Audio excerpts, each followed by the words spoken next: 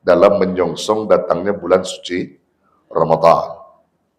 Karena di dalam konsep perjalanan ibadah tanpa dasar keilmuan, maka sudah pasti ibadah manusia ditolak.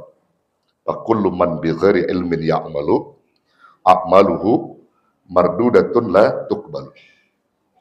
Setiap amal yang dilakukan oleh seseorang tanpa dasar ilmu dipastikan amalnya ditolak. Nah, karenanya ibu-ibu bersyukur rajin duduk di majlis ilmu, sudah banyak ilmu-ilmu yang disampaikan, tinggal bagaimana menerapkannya, mengamalkannya. Lebih-lebih mau masuk bulan suci Ramadan. Dan ntar malam nih, malam apa nih? Malam nisfu Sya'ban.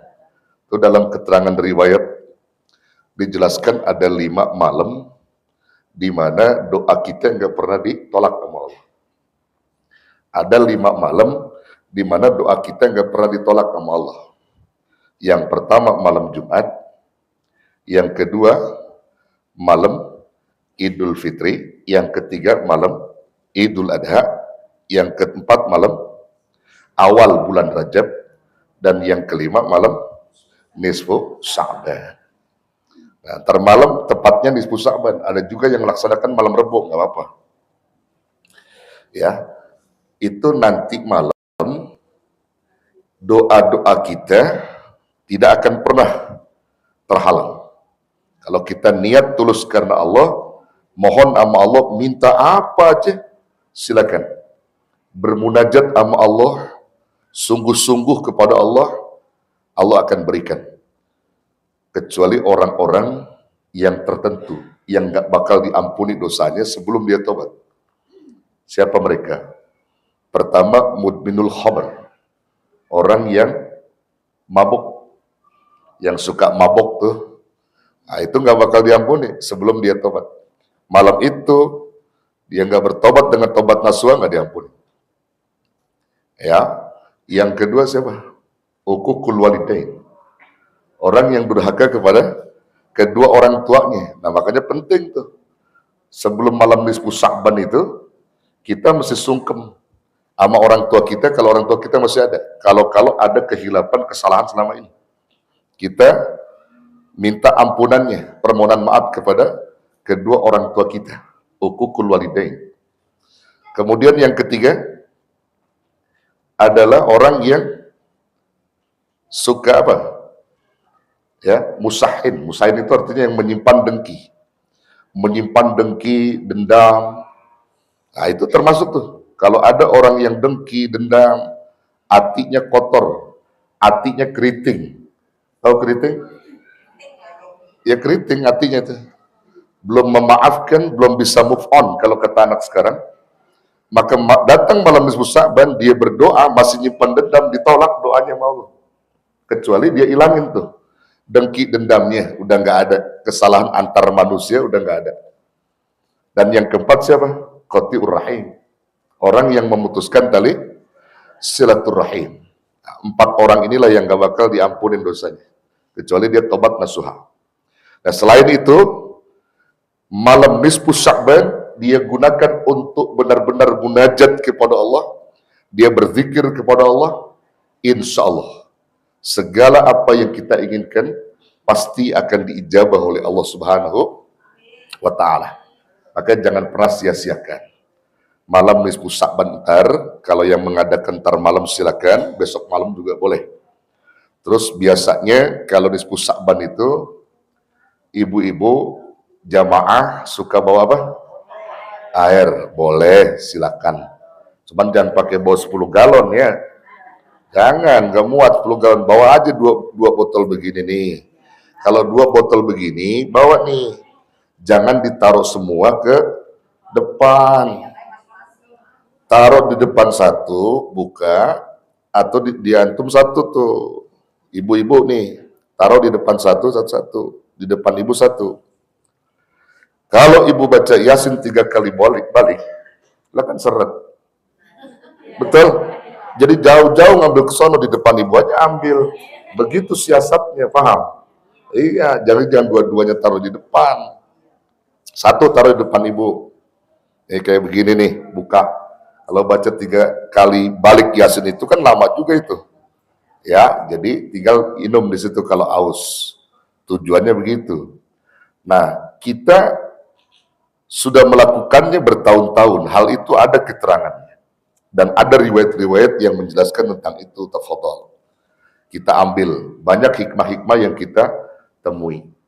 Hanya saja saya ingin garis bawahi kepada seluruh jamaah untuk memasuki Ramadan ini, dari mulai Rajab itu kemarin tuh udah bersih tubuh kita dari segala kotoran-kotoran.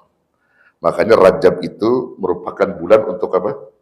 Tathhirul badan, untuk membersihkan badan kita. Nah, jadi Rajab itu badan kita udah bersihin dari segala kekotoran-kekotoran yang nyangkut pada badan kita. Kita mandi bersih, sabun, minyak wangi, segala macam begitu. Masuk Sa'ban adalah tathhirul qalbi, untuk membersihkan hati. Kenapa Sa'ban untuk membersihkan hati? Itu tujuannya tadi. Kalau orang yang hatinya masih keriting, masih dengki sama orang, masih dendam sama orang, dia datang ke nisfu Sa'ban, biar kata dia nangis darah, mohon nama Allah, nggak bakal diampunin. Orang masih nyimpen dendam. Tujuannya tadi tuh, tathhirul qalb. Jadi membersihkan hati di bulan Sa'ban, hati kita biar bersih. Tuh. Nanti masuk Ramadan, bersih semua, maka ruh akan terbawa bersih juga. Ramadan adalah untuk apa? Tathhir ruh, untuk membersihkan ruhani kita. Orang yang bersih badannya di bulan Rajab akan bersih hatinya di bulan Sya'ban. Orang yang bersih hatinya di bulan Sya'ban akan bersih ruhnya di bulan Ramadan. Dan ketika masuk Ramadan, nikmat.